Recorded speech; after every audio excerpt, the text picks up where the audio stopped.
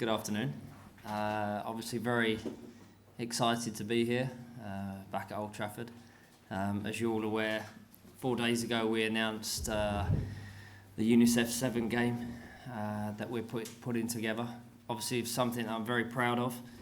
Obviously retiring 3 years ago, I never thought I'd be getting my boots on again, actually, apart from with the kids. This is a special occasion, and I'm really excited about it and very proud. So thanks for coming today, thanks for the support, and looking forward to it. Okay, if you'd like to put your hands up and say where you're from. Ben Ransom from Sky Sports. I mean, obviously you're excited to be back at Old Trafford. David, I guess this was the only venue where this game could take place. Well, either here or Wembley, for obvious reasons, but here was obviously my personal and number one choice, because obviously I'd spent so many years here as a Manchester United player and supported the club since I was 4 or 5 years old. So to have it here would have been obviously a dream. So to actually have the support of Manchester United, which I have to say a big thank you to, because to have a game here is something that is very special and sacred, so means a lot. And are you still match fit? I'm pretty fit still. I'm pretty fit. I try to keep myself fit, but match fit, we'll see. We'll see when it actually comes to it. Mike Tooley, Key103. Hey, Mike. Hi, mate, you're right. Good. What's it going to be like working with Fergie again? Amazing. I'm really looking forward to it. You know, I said on the radio the other day, the funny thing is the manager still has that hold over all of us that he has always had for many years, and I'm sure will continue to have. Saw him a few weeks ago, and we always went through this as kids. You know, we'd never obviously drink in front of the manager, talk about a night out in front of the manager, and then I found myself in a room the other day holding a glass of wine, and the manager comes over to me and starts talking to me, and I start kind of hiding my glass of wine behind my back. The manager will always have that hold over all of us, and rightly so.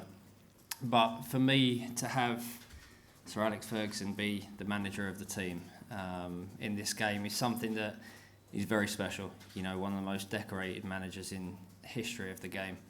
And the man that gave me the opportunity to play for a club that I'd supported for so many years, and obviously him being Manchester United legend. So it wouldn't have been right without him, and thankfully with his busy schedule, not as busy as it used to be, but his busy schedule, he was able to say yes to it, so I'm very excited. David, Ben Smith from the BBC. Just tell me how your relationship has changed with Sir Alex over the years. When you were playing, perhaps, he said you were his biggest regret that you couldn't understand your life away from the game. Do you think he now appreciates what you do away from the game and all the good you're able to do with the fame you've got? To be honest, I think the manager's always appreciated what I've done outside of the game. You know, I think at the end of the day, all he ever was interested in, and I'm sure all he's interested in now, is what you do on the field and what's good for the club. And that's the way any manager should be, and any man that's, you know, got that presence. That's the way you want to be managed. It's the way I wanted to be managed. My relationship with the manager was always great. You know, despite what people say, and despite the couple of ups and downs that we had, which, you know, I wasn't the only one, but I think at the end of the day, these things happen. You know, it's the passion of players, it's the passion of managers, and but I think personally, obviously, I've always had huge respect for the manager from a very young age up until now. You know, I've always and will always have the respect for Sir Alex Ferguson that I should have. So, yeah, I think it's good. David, Neil Custis from The Sun. How much personal involvement have you had in getting the players together for this team side? I've had every involvement in picking players, picking teams. Obviously, you always have your wish list, and you know, I obviously want as many players that I've played with in the past and some more present involved in this game, and luckily, you know, we've had a lot of interest and a lot of support from the players that I have played with. So, you know, like I said, you know, lucky enough to have Sir Alex Ferguson manager of our team, and then Carlo Ancelotti manager of the other team, which Carlo's an amazing manager, amazing man, and obviously I played under him a couple of times as well for obviously Milan and PSG, and then, you know, a captain on the other side, Zinedine Zidane, a friend, you know, and someone that for me was probably the best player I've ever played with. So to have him on the field, plus some of the other players that we're going to have, I think it'll be fun.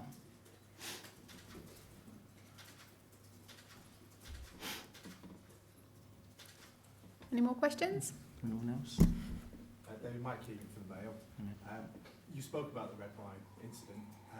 Why does he still instill that fear among his former players? I think it's what made us successful as a team, as youth team players. I think when you're a kid, you need people to look up to. You need people to either aspire to be or, like I said, look up to as a father figure. And obviously, I left London at a very young age, and I needed a father figure, and he was that person. You know, even from a very young age. And I think that is what the manager installed in every one of us, and it's what, you know, his reputation. One of his reputation is what his reputation is all about. You know, there's that fear, but there's a man there that you have so much respect for, that you want to win for, that you want to play for, and I don't think that'll ever go away. It's just the way it is. And will you be hoping to recreate some of that in the dressing room at half time? So, well, that'll be down to the manager. We'll see. David McDonald from Daily Mirror. What would it mean to see Sir Alex back in the dugout 2.5 years after he retired? I mean, you know, since we announced this game, we're very lucky. We're up to 60,000 tickets sold, which is I still can't believe it. I'm still pinching myself with that. But I think it's down to the support of, you know, someone like the boss. You know, bringing the boss back to Old Trafford into the dugout is something that I think it means so much to so many people. You know, Manchester United fans, to see the manager back in the dugout is a dream. So thankfully we're going to be doing that, and I think that's one of the reasons why we've had so much support from fans all over the world. Actually, you know, wanting to see the manager back, and it's a dream. Jamie Jackson, did he get much persuading Sir Alex Ferguson to do this? Not really. Funnily enough, no. It was obviously I've still got a couple of contacts at the club, and I spoke to the manager personally as well, and he was more than happy to, because I think the good thing about UNICEF is they've got a great relationship with Manchester United, and over the years Sir Alex Ferguson has done so much for UNICEF. So the fact that, you know, we have that relationship already, you know, the manager's always helped with certain things. You know, 14 years ago, that was the first time that I got involved with UNICEF as a charity, and that was with Manchester United in Thailand. So, you know, the manager's always been surrounded with, you know, the charity work that UNICEF and Manchester United have done together. David Ian from Premier League Productions. You've spoken today about how much you're looking forward to getting back here to Old Trafford. How much do you think Sir Alex is also looking forward to getting back in that dugout and ranting at the referee, pointing to his watch, all the usual things that used to go on? Well, we've got Kalina as the referee, so I don't know how much you'll want to shout at him, but I'm sure the manager. Well, I know the manager will be excited about it. You know, to be out there and to do what he's doing for a great cause. I think is incredible. But I'm sure every time that he sits in the stand and in the stadium, he wants to be down there on the pitch and shouting at players and referees, and so I hope he's looking forward to it. Have you spoken to him about how much you miss him being in that dugout? No, you know, it's something we might speak about at the game, but we'll see. David? How are you? Yeah, Frank, I see you. Good. Still with Manchester United. Still give you 6 edits. I got a few of those. Used to give me a bad weekend after that. Do you think you'll position yourself out of boot kicking range from the manager? Maybe it's one of the things that we can recreate for that game. But no, it'd be, you know, someone mentioned that actually to me the other day. But we'll see. We'll see. How often do you get back to Old Trafford yourself, David? And do you still get that buzz when you come back here? I don't get back as much as I'd like to, just because obviously having 4 kids that all play, you know, 3 of the boys play football at the weekends, and it's pretty impossible to get up to games. But any time that I can, you know, I love coming back to Old Trafford, and still walking in, you know, into this stadium, it just gives me goosebumps. It's, you know, it's a dream. It's a dream to have played here for the years that I did, and then to be able to host a game like this for a great cause, it's very special. Okay, last questions.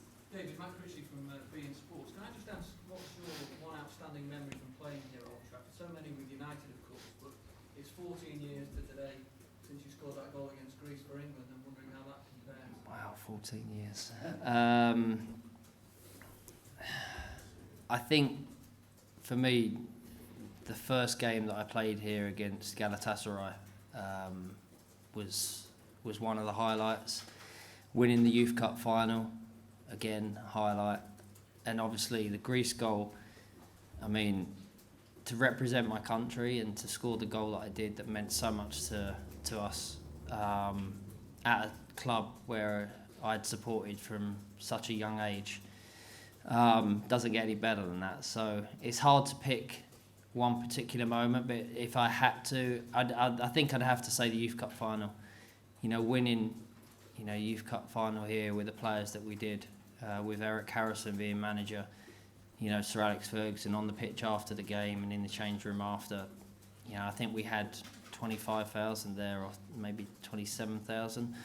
So, you know, I think that was the personal highlight, but it's very difficult to pick one, because luckily we were pretty successful throughout that time. Will you put that Youth Cup final above the goal against Greece?